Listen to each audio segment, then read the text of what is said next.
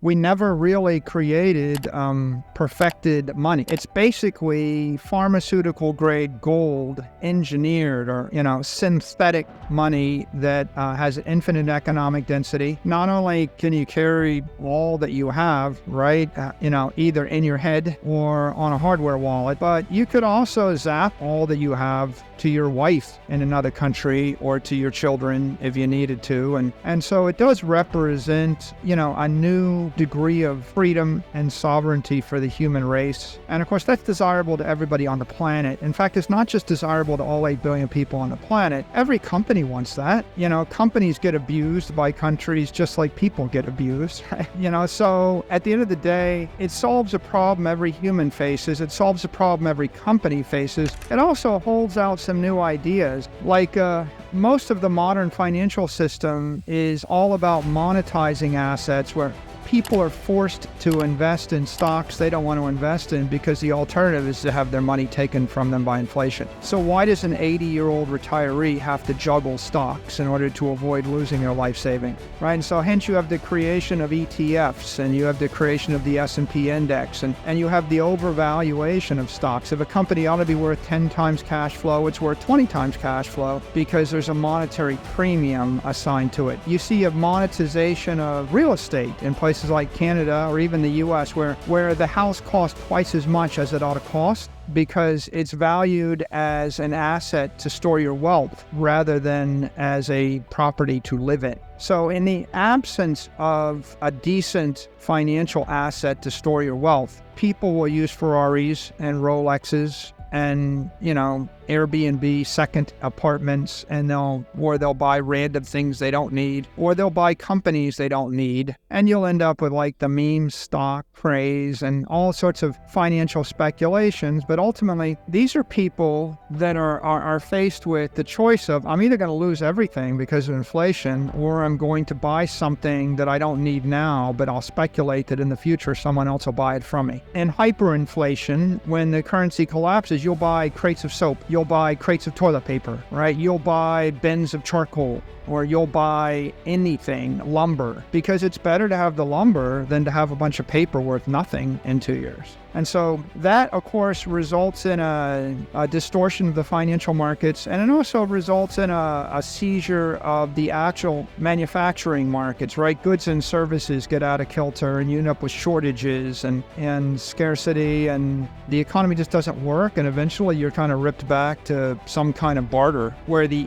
economic engine is just cut in half. And we see that in different places today. And of course, once the currency collapses, right, that's kind of the end of the society, right? That happened in Rome. When the currency collapses, then everybody kind of moves back on their own farm and they produce everything they eat, which is kind of a nice idea, except for the fact that if everybody has to produce everything they all eat, the carrying capacity of the society is cut by a factor of 20.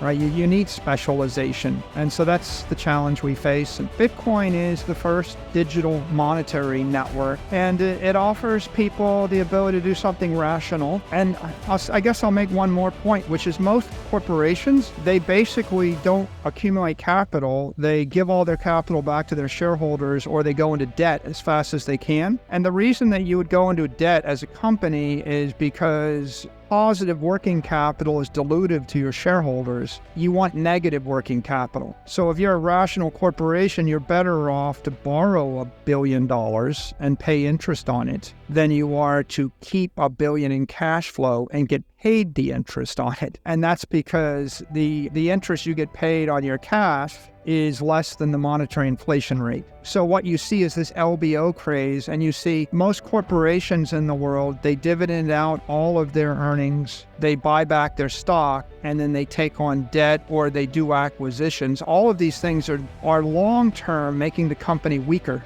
but they're doing it because over the near term, those look accretive to the shareholders, and they're accretive because the sovereign debt is yielding less than the monetary inflation rate after tax. And Bitcoin represents a cure to that. It's now possible for a company just to accumulate Bitcoin on its balance sheet. So if you generate billions in cash flow, instead of giving it away to your shareholders and paying a dividend tax on it, you just buy Bitcoin with it, and the Bitcoin is appreciating at double or triple the rate of the monetary inflation. So Bitcoin is accretive. You can actually just keep your capital and generate shareholder returns on the Bitcoin, and you will get a progressively more powerful endowment. You'll be better endowed each year. So corporations, instead of having a short life expectancy and crashing because they're running on negative working capital, will actually get stronger, which would be good for jobs, right? They wouldn't, every time a company goes bankrupt, it doesn't help the workforce, right? You want the companies to not go bankrupt. So it'd be better for jobs, better for consumer options.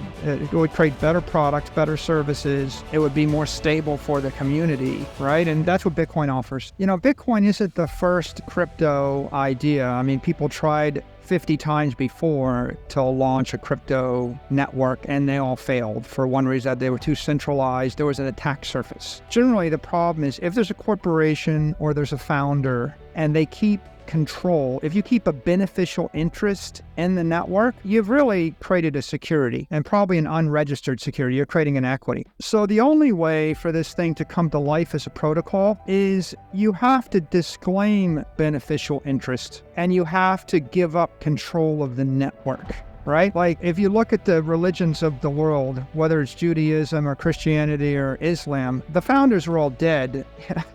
They're gone, right? You have to pay, and they gave it as a gift, right? So there are a lot of protocols in the world that are successful. For example, base 10 math, the English language, the French language. These are successful protocols. Fire, electricity, there are technologies and techniques that are successful. But if Prometheus was still here and wanted to cut, every time you started fire, or if Prometheus was tinkering with the fire, somehow it wouldn't quite, have the same energy to it. So what Bitcoin has going for it is Satoshi launched it with the Immaculate Conception and then went away. And those Satoshi coins never moved. And so you don't have a company that controls it, and you don't have a beneficiary, and it was given as a gift to the world. If you want to create an open source protocol, I'll give you another example of a successful one, Linux.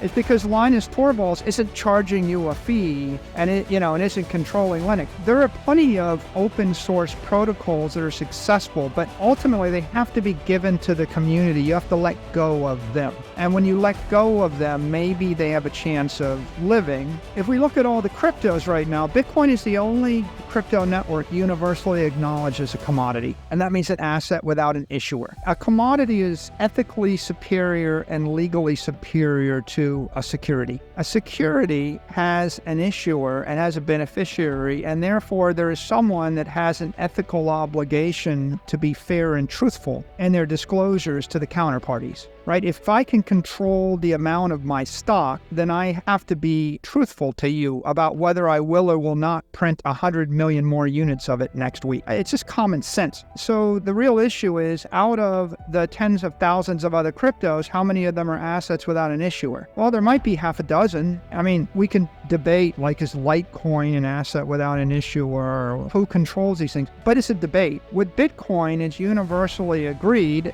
It's been endorsed by two heads of the SEC, by the head of the CFTC, by senators, by Congress people, by governors, by mayors, by academics, even by everybody in the crypto community, right? There is no debate that Bitcoin is sufficiently decentralized to be an asset without an issuer. And for it to be an institutional grade asset, for an institution to buy it, it can't be a security. It needs to be a commodity. An institution can buy a registered security. That's like you take Apple public and you issue 10,000 pages of SEC disclosures. They can buy one of those. But if we consider that, Apple stock doesn't make money for the world.